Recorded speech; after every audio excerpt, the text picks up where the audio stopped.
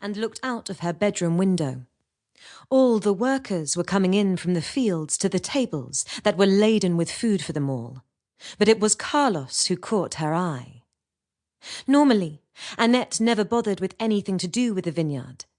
She didn't like being away from the excitement of the big cities, and the place had seemed like a prison to her, especially over the last couple of years. Her husband, Marius, worked all the hours God sent, and seemed to expect her to settle down here, like his mother Miriam had all those years ago. Once Carlos was on the scene, however, Annette amazed the household with her sudden eagerness to help out, as she joined them outside and offered to pour the wine and help serve the food to the workers. Some of the hired hands, men and women who temporarily worked at many farms, offering manual labour, were grateful just to have food in their bellies. The Lambrianus were good employers, who paid good wages. They were a reputable family, and had worked hard all their lives. They knew the meaning of a good meal in people's bellies, and money to pay the rent. Some of the workers were regulars, who went back year after year when it was grape-picking season. Annette had watched Carlos in the hot, midday Italian sun, strutting around and flirting with the young women who were working there.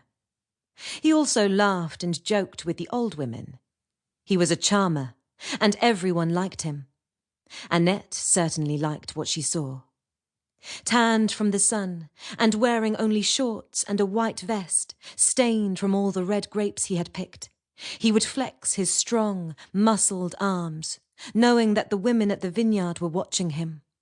He was vain and proud, but as poor as a church mouse. Carlos had noticed Annette hanging around, her long blonde hair swinging around her shoulders, making her stand out from the rest. He had watched her serving the wine and glancing in his direction. "You English, see?" he had asked her one day, daring to speak to the boss's wife, and at the same time breaking the ice with an innocent question.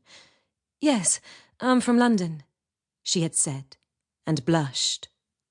He had laughed with her and the others at the tables, calling her the Queen, because only the Queen lived in London, and here she was, serving the wine. Carlos had flirted with her, and she with him, whenever possible, although she always ignored him when her husband or the foreman were around, especially when Miriam's eyes followed her like a hawk. Annette hated her mother-in-law, and resented the way she monopolized her son, Antonias. She had to admit that, in some respects, Miriam was a good woman, who wanted the best for her family. But Annette wanted more than just to be a wife and mother, buried in the back of beyond. She wanted to go into Naples and Rome and enjoy the clubs and the nightlife Italy had to offer. Annette had expected life to be so different. She had met Marius on holiday, and it had been such a whirlwind romance she had decided to stay longer. Seeing the vineyard in all its glory and realizing the wealth it carried with it had made it seem too good an opportunity to miss. Miriam had never trusted her. She knew Annette wasn't happy with the way things had turned out. Marius worked the vines all day, and when they were able to go out, they did. But then Antonias came along, and everything changed. Annette had been expected to drop into a family routine of looking after little Antonias and having more children to follow him. She had soon grown bored with it all. It didn't matter that Marius told her that one day Antonias would be a rich man and inherit everything.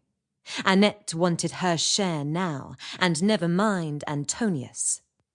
And then she had seen Carlos, who seemed to ease the boredom. He made her smile again. Annette had told him tales of London and Big Ben, and elaborated on the truth when she boasted about how many famous people she knew. He seemed impressed, and listened intently.